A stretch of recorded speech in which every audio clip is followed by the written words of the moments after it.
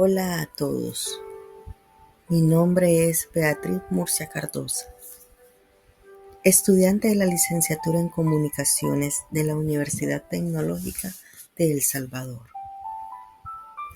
Bienvenidos a este análisis profundo sobre uno de los periodos más oscuros y determinantes de la historia de la comunicación: la propaganda durante la Segunda Guerra Mundial. A diferencia de la Gran Guerra Mundial, este conflicto no solo utilizó la propaganda para reclutar soldados, sino para construir una realidad alterna. Aquí, la comunicación se convirtió en una ciencia de la manipulación psicológica. En este audio exploraremos cómo los gobiernos utilizaban el arte, el cine, la radio y la televisión para movilizar naciones enteras, y como estas narrativas siguen resonando en nuestra ética profesional actual. A continuación, quiero darles objetivos y mensajes de los gobiernos. Dentro de los objetivos, se sabe que eran claros y variables, según el bando, pero todos compartían un mismo fin: el control total de la percepción. En Alemania, Joseph fue un ministro de propaganda y uno de los colaboradores más cercanos de Adolfo Hitler. Conocido por su habilidad como orador y su papel central de la manipulación mediática nazis. Y si bien es cierto, Joseph él solo improvisaba. Él aplicaba principios científicos de la comunicación, como el principio de simplificación, que consistía en reducir a todos los enemigos a un solo símbolo de maldad, y el principio de orquestación, que dictaba que si una mentira se repetía, terminaba siendo una verdad. ¿Será eso una realidad? Si bien es cierto, Joseph buscaba la cohesión racial y la justificación del exterminio. Mientras tanto, en el bando de los aislados, el objetivo era la movilización industrial y la desmovilización del fascismo. En ambos lados los mensajes se centraban en tres ejes principales: el miedo. Si no ganamos, nuestra cultura desaparecerá. El odio. El enemigo no es un humano, es una amenaza biológica o ideológica. Y aquí surge la deshumanización lingüística, donde el otro deja de ser persona para convertirse en una cifra o una plaga. Pero también tenemos lo que se llama el sacrificio. La victoria depende de tu ahorro, de tu trabajo y de tu silencio. Las técnicas persuasivas de los medios de comunicación. Las técnicas fueron revolucionarias y centraron las bases de la publicidad moderna. Se utilizó la simplificación del enemigo, un solo rostro para todo el mal, y la orquestación. Recuerden, repetir un mensaje hasta que se convierta en verdad. También usaban carteles diseñados con psicología de color para evocar fuerza o vulnerabilidad. La radio Fue el primer gran medio de masas. El gobierno nazi incluso promovió una radio, la radio del pueblo. Este era un aparato económico diseñado para sincronizar emisoras extranjeras. Por vez primera, la voz de los líderes entraba directamente a la sala de las casas. No dejamos atrás el cine. No solo hacía documentales. El cine se utilizaba.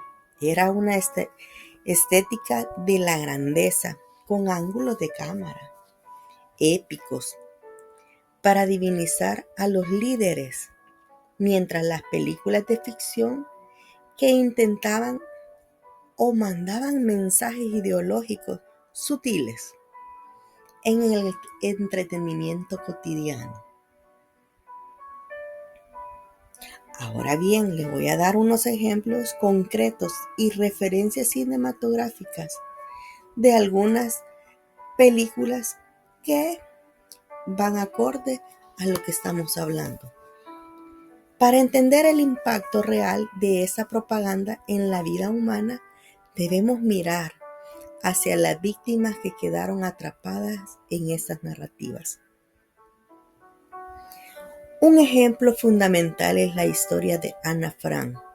La película y su diario nos muestran la cara oculta de la propaganda, o dicho de que es la narrativa humana recuperando su voz frente a un Estado que intentó convertirla en una estadística, mientras la propaganda oficial comunicaba orden y miles de personas vivían el terror del encierro.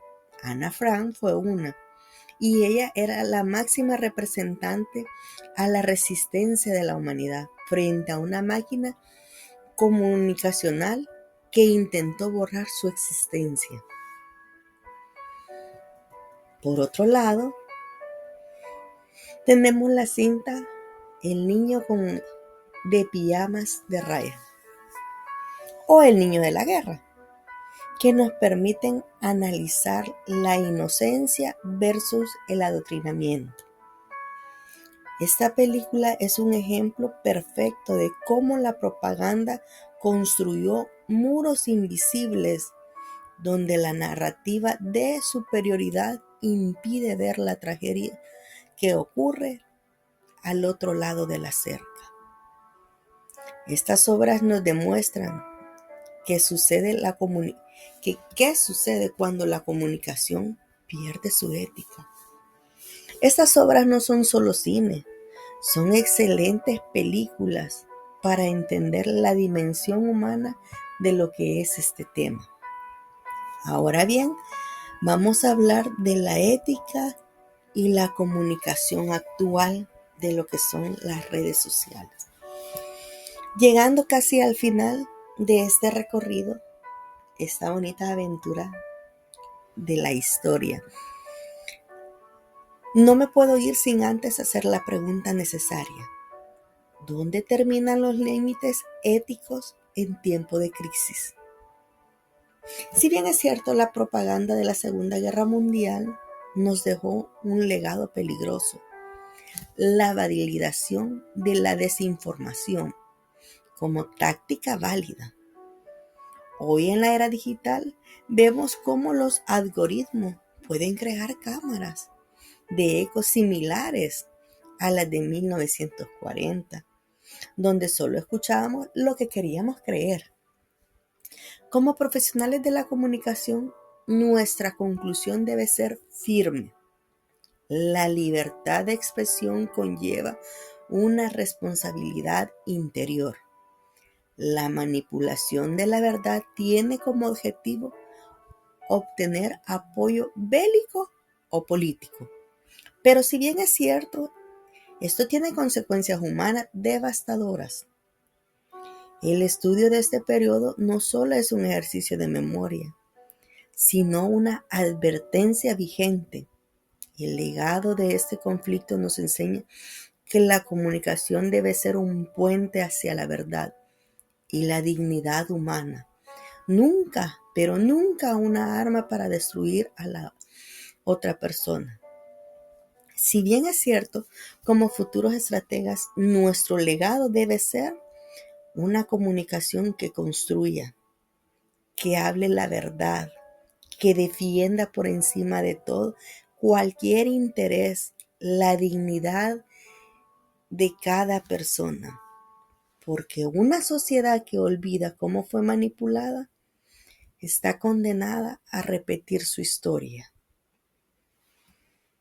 Y para cerrar con broche de oro, el estudio de la propaganda de la Segunda Guerra Mundial, quiero hacer conciencia que hemos analizado cada palabra y hemos logrado ver imágenes que han salido del marco ético y que también tienen la capacidad de deshumanizar al prójimo y de validar lo injustificable.